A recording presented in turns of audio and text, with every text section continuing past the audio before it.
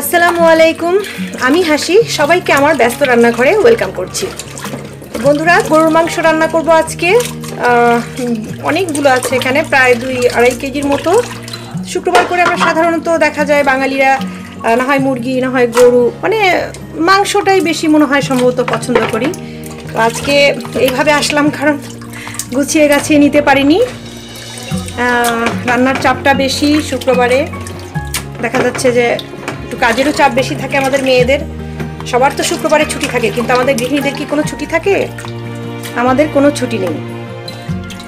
তো মাংস ধোয়া হয়ে গেছে, এখন চলুন সব কিছু রেডি করে আমি রান্নায় চলে যাব। প্রথমে মাংসগুলোকে আমি সব মশলা দিয়ে আগে মাখিয়ে নিব। দিয়ে দিচ্ছি পেঁয়াজ কুচি। আমি আমার মাংসের অনুযায়ী কিন্তু দিচ্ছি, ভিউয়ার্স আপনারা আপনাদের পরিমাণ অনুযায়ী দিবেন।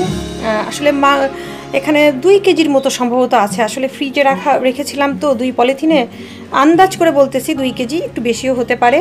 আমি সেই অনুযায়ী দিচ্ছি। এখন আপনারা আপনাদের পছন্দ অনুযায়ী দিবেন। দিয়ে দিলাম টমেটো কুচি,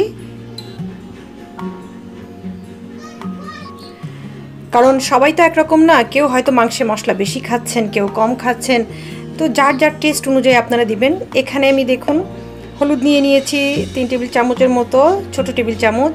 মরিচ নিয়ে নিয়েছি, অল্প দিয়েছি কারণ আমি আস্ত কাঁচা মরিচ অ্যাড করব।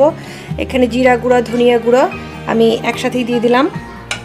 আজকে আসলে কোনো কিছু গুছিয়ে, বললামই তো গুছিয়ে করতে পারছি না, অসুবিধা নাই, আমরা তো এভাবেই গৃহিণীরা কাজ করি, তাই না? আর দিয়ে দিচ্ছি এখানে গরম মশলার গুঁড়া। গরম মশলাটা হচ্ছে কি, ওই যে দারচিনি, সাদা এলাচ, লং, তারপর গোলমরিচ, এগুলোর গুঁড়া আর কি। এটা আমি বাজারে কেনাটা ইউজ করতেছি, আপনারা চাইলে বাসায় গুঁড়ো করে নিয়ে করতে পারেন। আর যাদের গুঁড়ো পছন্দ না তারা আস্ত গরম মশলাও দিতে পারেন। দিয়ে দিলাম তেজপাতা।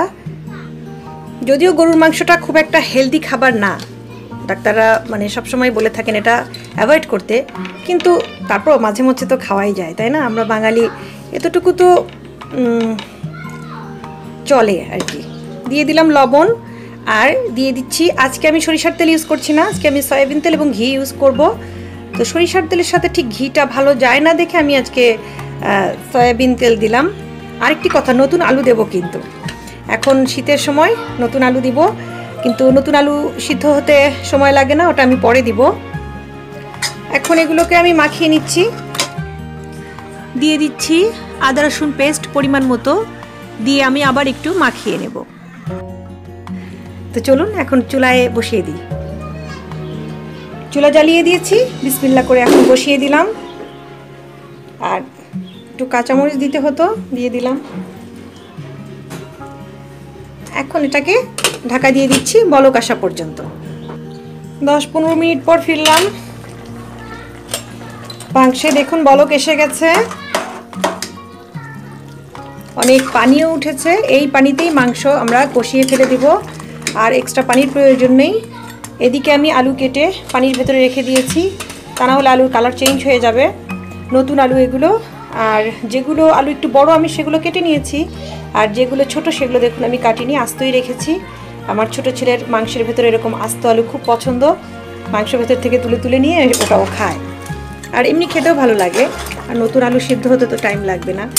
আর এই দিকে আমি একটু ফ্রাই প্যান গরম করে একটু বেরেস্তা করে নেব পেঁয়াজ দিয়ে, যাতে মাংস যখন রান্না শেষ হয়ে যাবে আমি ওর উপরে যেন বেরেস্তাগুলো দিতে পারি।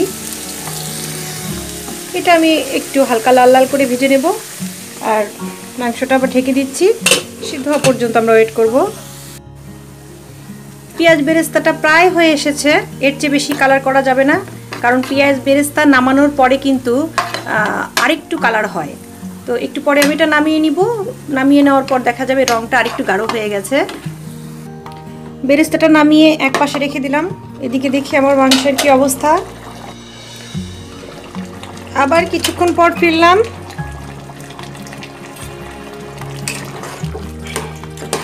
এইভাবে একটু পর পর খুলে দেখতে হবে আর নেড়ে দিতে হবে, তাহলে সবগুলো মাংস সমানভাবে সিদ্ধ হবে। দিয়ে দিচ্ছি ঘি, তাই তো বলি কি যেন দেইনি, আমি আবার কিছু ভুলে যাব না, সেটা কি হয়? ভুলবই। ঘি দিয়ে দিলাম। অনেকে আছে ঘি শেষে দেয়, কিন্তু আমার পরিবারে হয় কি ঘিয়ের কাঁচা গন্ধটা খুব একটা কেউ পছন্দ করে না। শুরুতে দিলে রান্না হয়ে যায়, সবাই পছন্দ করে, কিন্তু শেষে দেওয়া কারো পছন্দ না, শুরুতেই ওই জন্য আমি দেই। তো যাই হোক, বেশি দেরি হয়নি, দিয়ে দিয়েছি। আবার ঢেকে দিচ্ছি। আমি কিন্তু কিছুক্ষণ পর পর এভাবে খুলছি আর নেড়ে দিচ্ছি। তো দেখুন বন্ধুরা, ঝোলটা কমে এসেছে একটু, এটা আরও কষাতে হবে। কিন্তু এখন যেটা করব সেটা হচ্ছে নতুন আলু এর ভেতরে আমি দিয়ে দিব।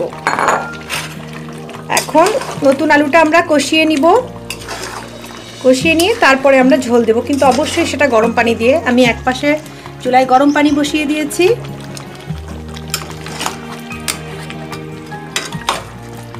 এখন এটাকে সুন্দর করে নেড়ে চেড়ে আমি ঢেকে দেব।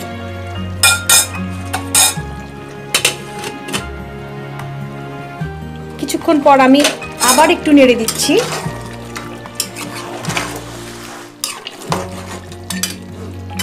আর এখন দিয়ে দিচ্ছি দেখুন আস্ত রসুন। এটা আমি উপরের যে রসুনের খোসাটা ছিল শুধু সেগুলো সরিয়ে নিয়েছি, বাকি কিন্তু সবই আছে, সুন্দর করে ধুয়ে নিয়েছি। এভাবে রসুন মাংসের ভেতরে আমার হাজব্যান্ডের খুবই পছন্দ, ও খেয়ে থাকে, সেই জন্য ওর জন্য আমি 2টো রসুন দিয়ে দিলাম। আগে দিলে একদম গলে ভর্তা হয়ে যেত, এটা এই কষানোর সময় দিতে হয়, পরে ঝোল দিলে এটা নরম হয়ে আসবে, ভাতের সাথে খেতে কিন্তু অনেক মজা। কষানো শেষ হয়ে গেছে, পানি শুকিয়ে এসেছে আর ভেতরে তেলও উঠে এসেছে। এখন আমি গরম পানি দিয়ে ঝোল দিয়ে দিব। ঝোল বেশি দেব না, কারণ অনেকক্ষণ ধরে মাংসটা কষানো হয়েছে, ফলে মাংস পুরো সিদ্ধ। এখন জাস্ট একটু মাখা মাখা ঝোল হতে যতটুকু, আর আলুও প্রায় সিদ্ধ হয়ে গেছে। সুন্দর করে নেড়ে চেড়ে দিয়েছি। এখন দিয়ে দিব ঢাকা। ঝোলটা একটু মাখা মাখা হয়ে আসলেই হয়ে যাবে। আমার মাংসটা হয়ে গেছে। আমি চুলার জালটা একটু আস্তে করে দিয়েছি। সব কিছু সিদ্ধ হয়ে গেছে। দেখুন রসুনটা আমি একটু এটা দিয়ে চাপ দিয়ে দেখিয়ে দিলাম, এই দেখুন একদম সিদ্ধ হয়ে গেছে। এখন মাংসটা তেলানি করে ফেলবো। একটু পেঁয়াজ লাল লাল হলেই মাংসের উপরে আমরা দিয়ে দিব। পেঁয়াজটা লাল লাল হয়ে এসেছে। এখন আমরা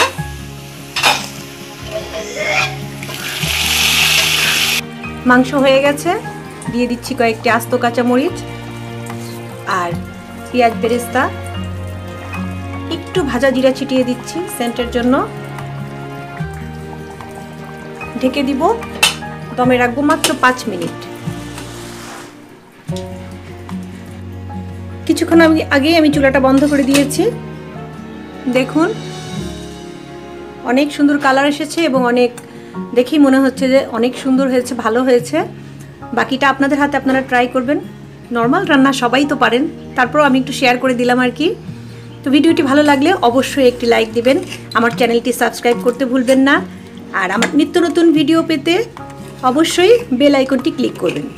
আমি একটু পরিবেশন করে আপনাদের দেখিয়ে দিচ্ছি। গরুর মাংস, তার সাথে নতুন আলু, আর যারা মাংসের ভিতরে রসুন পছন্দ করেন তাদের জন্য রসুন। ওয়াও, শুক্রবারে আর কি চাই?